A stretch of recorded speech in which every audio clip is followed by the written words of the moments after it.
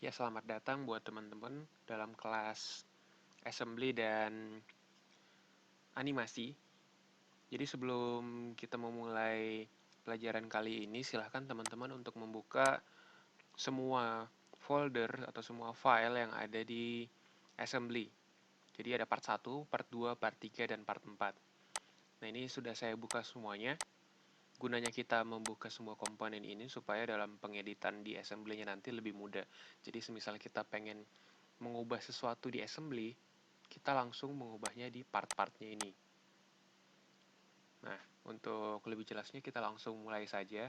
Yang pertama kita klik file, kemudian pilih new, lalu klik assembly. Di sini sudah muncul menu assembly-nya. Nah, sekarang karena kita ingin menggabungkan piston, membuat piston seperti ini, yang pertama kita import adalah part 1. Nah, untuk mengimportnya sendiri, teman-teman bisa langsung drag filenya ke lembar assembly-nya. Nah, ini sudah masuk ya seperti ini. Nah, kalau teman-teman lihat di sini, di sebelah kiri, di bagian model itu part satunya ada logo seperti pin ini. Itu artinya si partnya ini tidak dapat digerakkan karena dia di grounded. Grounded itu maksudnya ya itu tidak dapat digerakkan. Nah, ini grounded. Jadi kalau misalnya groundednya saya uncentang, barangnya ini atau partnya ini bisa digerakin. Tapi dalam kondisi sekarang kita tahan dulu atau grounded supaya memudahkan untuk mengedit. Jadi si kepala pistonnya ini tidak gerak kemana-mana.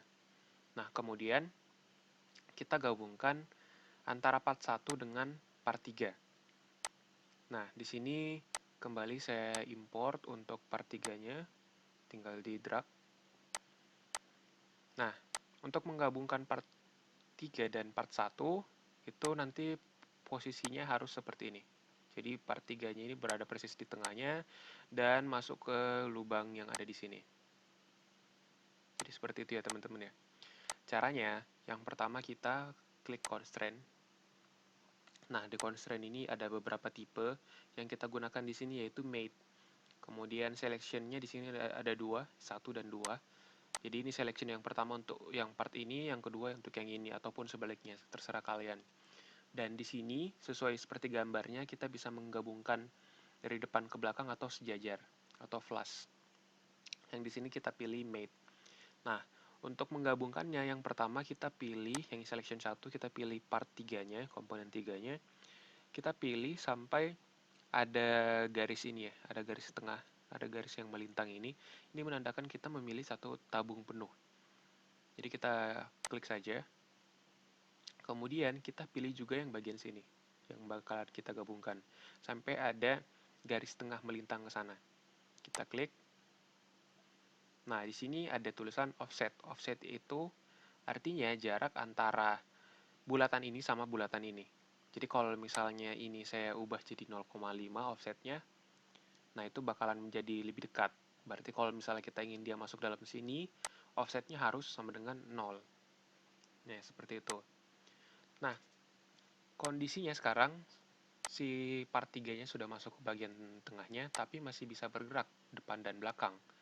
Artinya kita harus menahan supaya si part 3-nya ini harus stay dalam sini, harus tetap dalam sini, persis di tengah. Nah, di sini kita harus mengedit komponen part 1. Seperti yang saya bilang tadi, gunanya kita membuka part-part ini supaya dalam pengeditannya lebih mudah. Nah, kalau teman-teman lihat di sini saya sudah berikan plan. Jadi ini ada work plan untuk part 3-nya. Nah, ini nanti ini kan berada bagian tengahnya, pada bagian tengah part 3. Nah, nanti ini yang kita constraint-kan. Jadi ini cara yang kita pakai itu sama dengan cara yang pertama tadi untuk memasukkan tabungnya ke part satunya. Nah, ini kita constraint-kan, sejajarkan dengan bagian tengah dari kepala pistonnya. Nah, ini prakteknya langsung kita praktekin aja. Nah, untuk mencari bagian tengahnya, jadi kan kita harus mencari bagian tengah seperti ini ya, memotong seperti ini. Itu kita pilih di bagian sini, di origin, terus kita cari yang memotong tengah. Nah, ini dia.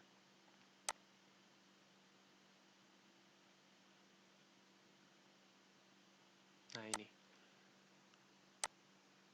sorry, yang dipakai bukan potong tengah yang ini ya, tapi kita harus pakai potong tengah yang satunya lagi, yang ini, yang sejajar. Nah ini, yang searah maksud saya. Ini YZ plane-nya kita aktifkan visibility-nya. Nah, penggabungannya seperti apa? Berarti kita harus menggabungkan yang work plane ini, yang ungu ini, sama work plane yang ini, yang ungu. Supaya dia berada persis di tengah. Jadi nanti seperti ini, bagian tengah. Caranya sama seperti yang awal tadi, tinggal kita pencet constraint, terus klik work plane-nya, ini klik work plane-nya juga, terus kita offset-nya kita hilangkan jadi 0, lalu klik apply. Nah ini sudah jadi ya, untuk komponen pertama digabungkan sama komponen kedua.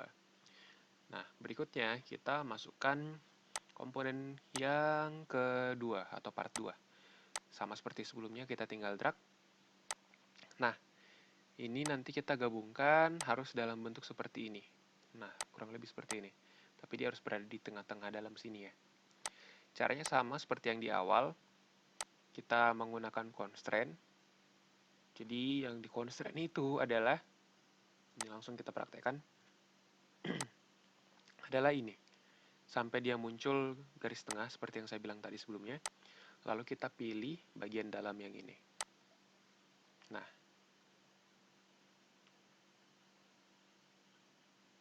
offsetnya kita nolkan saja, supaya dia berada persis di tengah. Nah, kalau kita lihat di sini, sama seperti sebelumnya, ini masih bisa bergerak maju mundur, berarti kita harus cari titik tengahnya juga. Sama seperti cara sebelumnya, cara untuk cari titik tengahnya tinggal kita buka originnya, kemudian pilih YZ plane yang persis berada di tengah memotong kedua sisi, kemudian YZ plane-nya itu visibility-nya diaktifkan. Nah, seperti ini. Lalu tinggal kita constraint-kan seperti cara sebelumnya antara plane ini dengan plane yang ini. Offset-nya di-nolkan. Nah, sini sudah selesai ya. Terus komponen yang terakhir, yaitu part 4. Ini sebagai poros pergerakannya. Tinggal kita drag juga ke dalam. Nah, seperti ini. Dan sama seperti sebelumnya, kita constraint-kan lagi. Tapi di sini yang di-constraint-kan adalah bagian tengahnya ini. Dan di-constraint-kan sama ini. Offsetnya 0, kita apply. Nah, sama seperti sebelumnya, ini masih bisa bergerak ke depan dan ke belakang, berarti kita harus cari titik tengahnya juga. Nah, kalau pakai cara seperti biasa, origin, itu ada di YZ plane. Tapi, kalau misalnya teman-teman lihat dari atas, ternyata ini tidak persis di tengah si part 4 ini. Artinya kita harus buat plane baru yang persis berada di tengah. Nah, sebelumnya kita nonaktifkan dulu ya visibility-nya biar gampang. Nah, kita tinggal ngeklik plane, work plane di sini. Terus pilih mid plane between two planes. Artinya untuk membuat garis, untuk membuat plane di tengah-tengah dua sisi. Jadi sisi yang pertama yang simetris itu saya pilih yang ini. Sisi yang kedua saya pilih yang sampingnya lagi. Maka udah jadi di sini, udah jadi persis di tengahnya. Kemudian kita kembali ke assembly. Terus kita tinggal assemblykan antara work plane yang ini dengan work plane yang itu. Kemudian kita pencet constraint seperti biasa, pilih ini dan pilih itu. Lalu offsetnya dinolkan.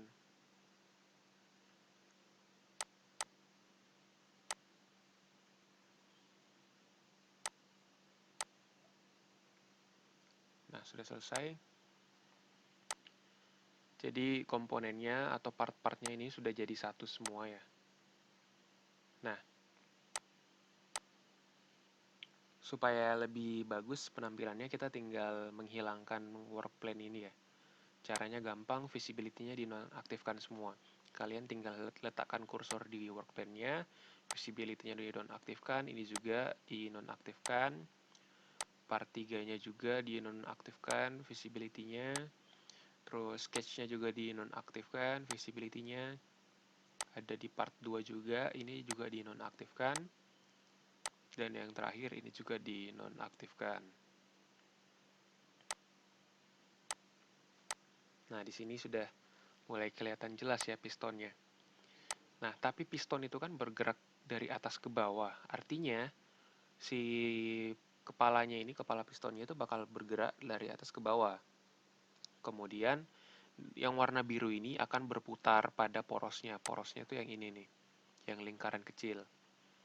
Nah, cara supaya dia dapat digerakkan dari atas ke bawah, yang pertama kita harus melepas groundednya dulu supaya si piston ini dapat bebas bergerak kemana saja. Nah, ini seperti ini. Udah bebas kan ya. Nah, kemudian supaya dia bisa bergerak sesuai yang kita mau tadi, karena ini kan bergeraknya asal ya, kita pengen bergeraknya naik turun ke atas ke bawah. Nah, saya langsung contohkan aja bagaimana caranya, praktekkan caranya. Yang pertama kita aktifkan sumbu Y-aksis, karena sumbu Y-aksis ini nanti yang jadi pergerakannya, dia bakal bergerak pada garis ini dari atas ke bawah. Kalau misalnya bendanya bergerak dari kiri ke kanan, ya berarti kita aktifkannya Z-aksis atau mungkin X-aksis kalau dia dari depan ke belakang. Tapi ini kan kita dari atas ke bawah, berarti kita pilih yang Y-aksis. Di sini sudah muncul. Kemudian di originnya ini untuk origin 1 assembly ya. Kita aktifkan juga yang segaris sama yang tadi. Ini Y-aksis juga. Visibility-nya kita nyalain. Nah, kalau sudah seperti ini, berarti kita tinggal menggabungkan, mengconstrain antara garis yang ini dengan garis yang ini. Nah, jadi dia harus sejajar sama garis ini terus. Dia nggak boleh kemana-mana dari garis itu. Jadi dia nggak bakalan bisa bergeser ke kiri maupun ke kanan. Dia cuma bisa naik dan turun.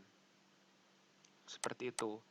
Jadi masalah pertama sudah terselesaikan. Kemudian masalah kedua, bagaimana supaya si porosnya ini dapat berputar. Sama seperti sebelumnya, kita tinggal aktifkan juga, kita buat buat garis di sini, buat garis yang menembus. Ini ada work axis, kita visibility-nya kita aktifkan. Oke, sudah seperti ini. Kemudian di bagian assembly 3-nya ini kita pilih juga yang sejajar, yaitu X axis. Nah, ini visibility-nya diaktifkan. Nah, terus kita constrain-kan antara garis yang ini dengan garis X-axis. Nah, dia bakalan seperti ini nanti. Terus kita apply. Nah, ini dia sudah berputar pada porosnya. Kan tadi garis X-axisnya ini dijadikan satu sama garis yang keluar ini. Jadi dia harus nempel di garis itu. Makanya kita dapat menggerakkan. Sedangkan kepala pistonnya harus naik turun pada sumbu Y. Jadi ini sudah bisa bergerak. Nah, sekarang yang jadi masalah bagaimana supaya kita bisa membuatnya secara otomatis tanpa harus menggerakkan manual seperti ini. Itu kita nanti pakai sudut. Jadi saya langsung praktekkan aja. Nah, di part 1 ini untuk exit plane-nya kita aktifkan. Ini exit plane. Kita visibility-nya kita aktifkan. Kemudian untuk di part 4 kita juga aktifkan exit plane-nya. Jadi ada dua sudut di sini. Ada dua plane maksud saya, sorry. Nah, nanti kita buat constraint, tapi constraint-nya itu constraint sudut. Jadi di sini kan ada tipe nih. Nah, ini angle, kita pilih yang ini. Terus kita pilih yang ini, undirected angle. Jadi ada sudut sama ini dan ini. Nah, ini kan sudutnya 0,26 derajat. Coba kita tulis 0. Berarti ini segaris. Antara plane yang ini dan plane yang ini segaris. Nah, bagaimana cara muternya? Cara muternya di sini kan ada angle. Ini yang part 4 ini kita break. Nanti muncul angle, terus kita klik kanan. Nah, ini ada tulisan drive. Nah, ini dia. Jadi kita main perbedaan sudut di sini. Jadi kalau misalnya startnya 0, n-nya 10, berarti nanti terbentuk 10 derajat antara plane yang atas sama plane yang bawah.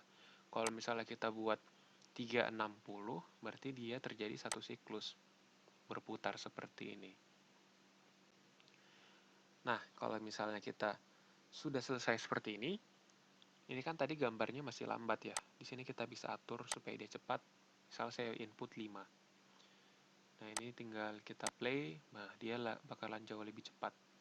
Nanti N-nya di sini saya tulis 99 aja supaya lebih lama untuk waktunya dia terus berputar kayak gitu. Teman-teman bebas mau ngasih angka berapa. Nah, ini sudah jadi, kita udah bisa membuat animasinya nanti secara otomatis. Seperti sebelumnya, kita harus bersihkan dulu si part-partnya ini supaya kelihatan bagus. Visibility-nya kita nonaktifkan, ini juga visibility-nya kita nonaktifkan, dan yang ini juga visibility-nya kita nonaktifkan. Nah, sudah ada assembly di sini. Nah, ini kan tampilannya masih kurang ya, atau masih flat. Di sini kita bisa mengatur di view. Biasanya saya menggunakan realistic supaya dia kelihatan lebih asli. Terus kita beri shadow atau bayangan, terus ada reflection, ada pantulan itunya, dan ada perspektif. Nah, ini ada tampilan perspektif dari mata kita, jadi nggak kaku seperti yang tadi. Di awal kan kita pakai ortografik, nah ini seperti ini dia. Terlalu kasar ya bentuknya. Kalau misalnya kita pakai perspektif, ya ini ada berbentuk cembung gitu ya, sesuai perspektif mata kita. Terus kalau misalnya teman-teman mau tambahin ground plane, jadi kayak ada lantainya gitu ya, terserah kalian. Tapi saya nggak pakai itu. Terus untuk ngatur backgroundnya kita bisa pilih di like sini, ada cool light. Terus kita juga bisa pilih warehouse misalnya. Nah, ini seperti ini. Tapi nanti saya pakai yang to like standar. Terus kita juga bisa ray tracing. Ray tracing ini kalau misalnya teman-teman mau buat animasi yang bagus, animasi yang bayangannya kelihatan nyata, ya kita bisa pakai ray tracing. Ray tracing itu maksudnya bayangannya itu sesuai dengan pergerakan dari bendanya. Nah, ini kalau misalnya saya gerakin ke atas, bayangannya ikutan bergerakkan. Nah, kayak ke samping, bayangannya juga ikutan bergerak. Beda dengan kalau saya tidak berikan ray tracing, bayangannya cuma satu seperti ini. Tapi di sini saya nggak pakai ray tracing ya, langsung saja. Nah, sekarang kalau kita sudah buat view-nya bagus seperti ini, kita masuk ke environment. Environment ini buat ngatur render gambar dan animasi. Kita pilih Inventor Studio. Nah, yang pertama kita belajar cara mengrender gambar. Jadi kalau misalnya kita sudah masuk di Inventor Studio, artinya apa yang kita lihat di sini, ini dalam layar gede ini, itu tuh sebagai kameranya kita. Jadi kalau misalnya kita terakhir kali memposisikan bendanya seperti ini, misalnya seperti ini, nanti ketika kita mau render image, ya nanti gambar yang dirender tuh ya seperti ini. Kalau misalnya saya gerakkan ke atas seperti ini, nanti gambar yang dirender tuh seperti ini jadinya. Jadi seperti itu. Misalnya saya ambil dari depan. Nah, kita tinggal klik render image. Kita di sini bisa atur rasio gambarnya, terus outputnya kita mau save di mana, dan ini ada tulisan render. Jadi ada render by time, ada render by iteration. Nah, saya biasanya pakai render by iteration. Untuk gambar biasanya di atas 200-an. Jadi dia bakal melakukan iterasi supaya hasil gambar yang dirender itu bakal bagus. Kalau misalnya teman-teman kasih angka yang rendah, nanti gambarnya agak kasar, nggak halus. Kalau render time juga dia berdasarkan waktu, jadi sesuai dengan namanya. Tapi saya lebih sarankan untuk pakai yang iteration. Contohnya nih, saya buat output, save render image, saya taruh di sini, formatnya JPEG, di save, kemudian di render. Nah, sistemnya akan melakukan render. Kita pakai rendernya yang ini aja, render by iteration. Render.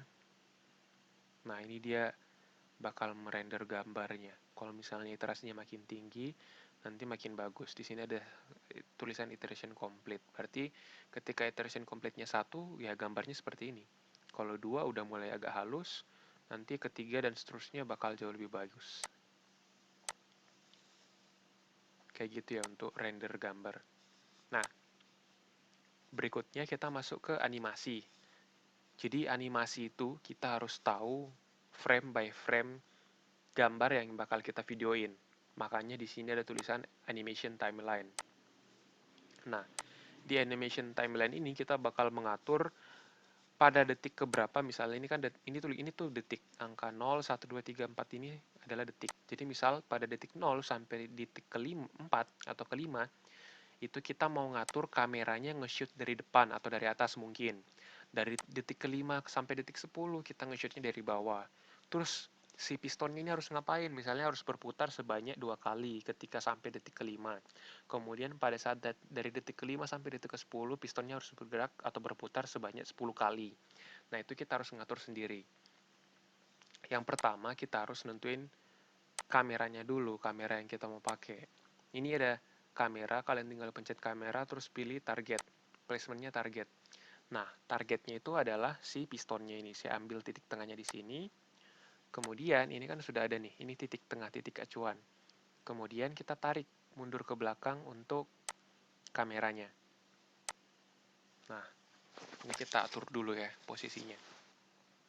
Jadi saya ngatur posisi jarak kamera terhadap pistonnya. Ini saya mundurkan lagi ke belakang supaya jangkauannya lebih luas.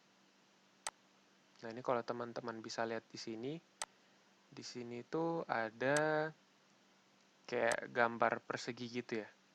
Kayak ada gambar prisma gitu.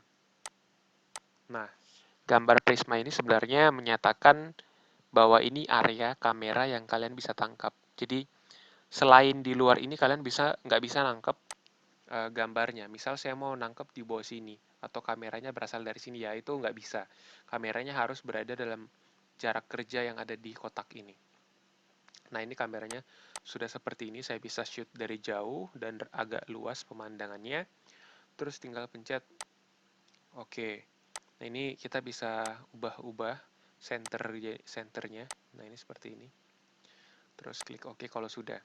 Ini kita sudah buat kameranya ya. Jadi ini kita okekan saja. Nah, di sini sudah muncul kamera 1. Terus kita buat animation timeline. Nah, animation timeline-nya supaya lengkap kita klik yang di sini, expand action. Terus current view-nya kita ganti dengan kamera 1. Nah, ini sudah muncul nih, kamera 1. Tampilan pertamanya seperti ini. Nah, tampilan pertama berarti kita harus jepret dulu di detik ke-0. Kita jepret, pencet kamera ini.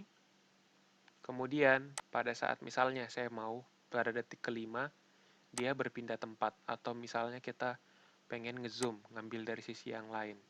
Ini tinggal kita gerakkan, kita zoom ke sini. Kemudian di detik ke-5 tadi kita pencet kameranya lagi. Kemudian di detik berikutnya, detik 5,5 misalnya kita ingin berpindah lagi kameranya, misalnya ke bawah, seperti ini. Nah, kita pencet lagi gambar kameranya. Nah, kemudian kalau itu sudah, saya maunya dia kembali lagi seperti di awal. Jadi saya bisa ambil seperti ini, terus saya pencet kameranya lagi. Nah, hasilnya seperti apa? Teman-teman bisa ini dimundurkan ke belakang, terus di play. Nah, ini dia bergerak maju, terus turun ke bawah, terus balik lagi. Kalian juga bisa ngatur timingnya di sini. Misalnya ini saya perpanjang seperti ini ya. Jadi dia ada waktu jeda nanti. Nah, nanti jadinya seperti ini. Ada waktu berhenti sebentar.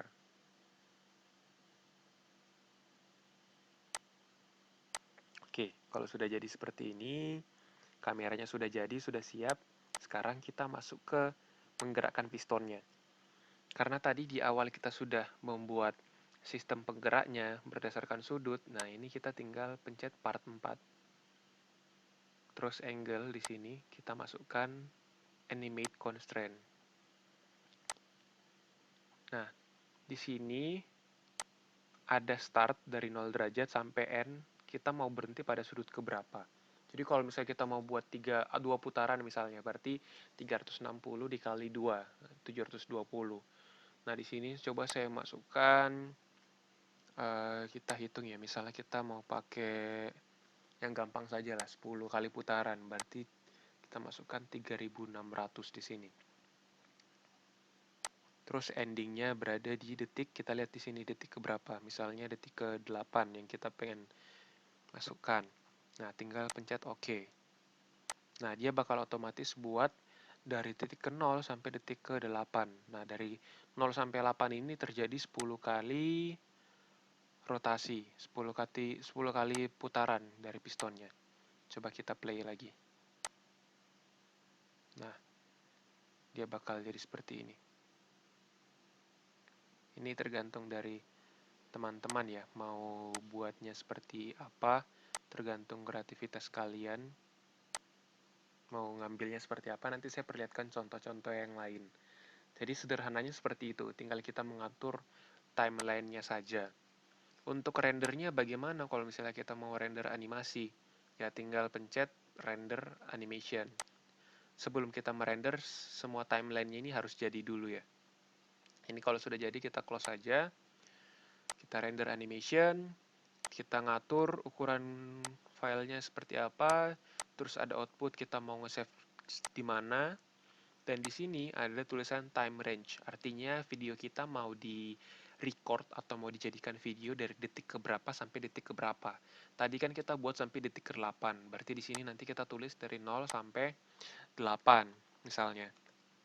Kemudian kita pilih render. Nah, ini render sama seperti yang awal tadi.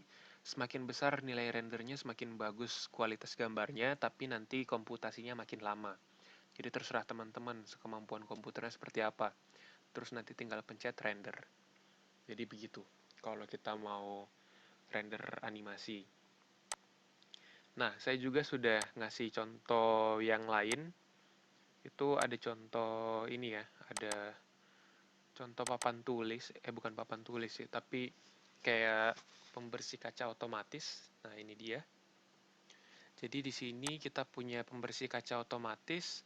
Ini sponsnya di sini. Sponsnya dia akan bergerak naik ke atas. Kemudian kalau dia sudah bergerak naik ke atas, batang yang orange ini bakal bergeser ke kiri. Kemudian orange si sponsnya bakalan turun ke bawah dan naik lagi ke atas. Terus si batangnya bakal ke samping lagi, begitu seterusnya. Di sini kita lihat ada beberapa komponen, di bagian model ini ada beberapa komponen yang saya gunakan. Nah, ini udah punya pengaturan sendiri-sendiri, udah dibuat made. Jadi misalnya teman-teman mau ngatur supaya si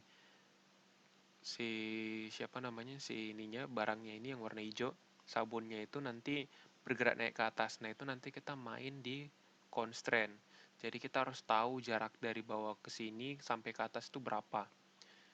Lebih lengkapnya kita lihat di ini aja environment-nya. Ini saya supaya bagus saya tambahkan reflection, visual style saya buat realistik, kemudian kita buat perspektif seperti ini. Nah, biar kelihatan bagus. Kita buka environment-nya, jadinya seperti apa. Nah, ini ada Inventor Studio. Kita buka animation timeline. Kita expand ininya, expand action editor. Nah, di sini ada beberapa, ada tiga komponen utama. Di sini belum ada kamera ya, jadi kita masih lihat kasarannya saja.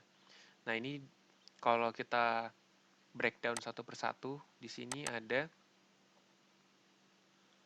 animasi dari 0 sampai 1,2. Itu startnya dari 0 sampai 1. Dan itu adalah spawn. Artinya spawnnya itu yang atas ini bakalan bergerak turun ke bawah dari time frame 0 sampai 1,2 second. Nah, kemudian kita lihat di sini nih ada batang. Berarti batangnya ini bakalan bergeser dari 70 mm sampai 32 cm. Dia akan bergeser ke sana, ke kiri. Setelah batangnya bergeser, kita lihat lagi ini ada apa di sini. Ini ada spawn lagi ya, spawn dari titik posisi 1 meter ke 0 mm. Jadi dia akan bergerak ke atas dan seterusnya. Jadi coba kita play. Nanti hasilnya seperti apa. Nah, ini dia.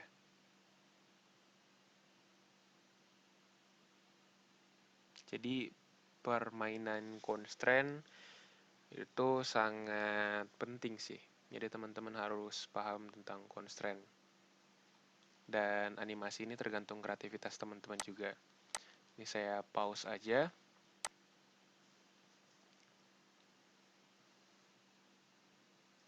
Kemudian saya juga punya contoh yang lainnya yang lebih kompleks.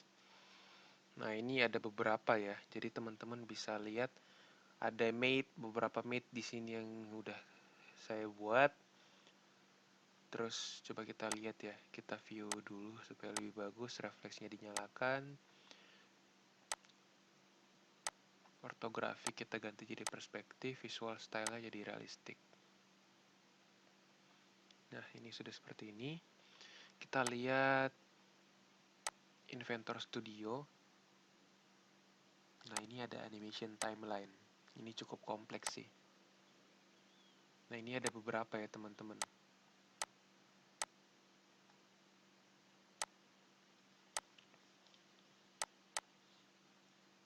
Nah, di sini kita bisa lihat pergerakan kameranya seperti apa.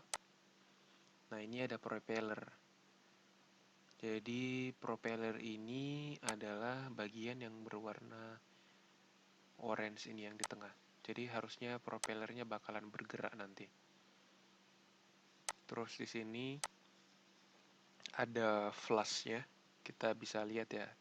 Mending saya mainkan dulu aja. Saya play biar teman-teman bisa tahu seperti apa.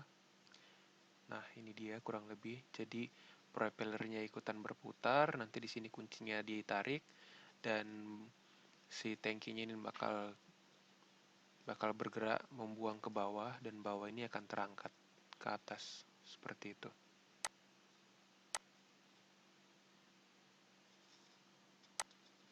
Jadi ini ada beberapa langkah yang teman-teman bisa lihat ya dan bisa di breakdown.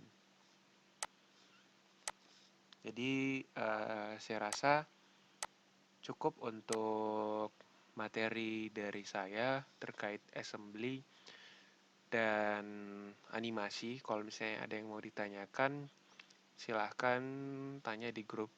Kalau bisa saya jawab langsung, nanti bakal saya jawab. Sekian dari saya, kurang dan lebihnya mohon dimaafkan. Terima kasih.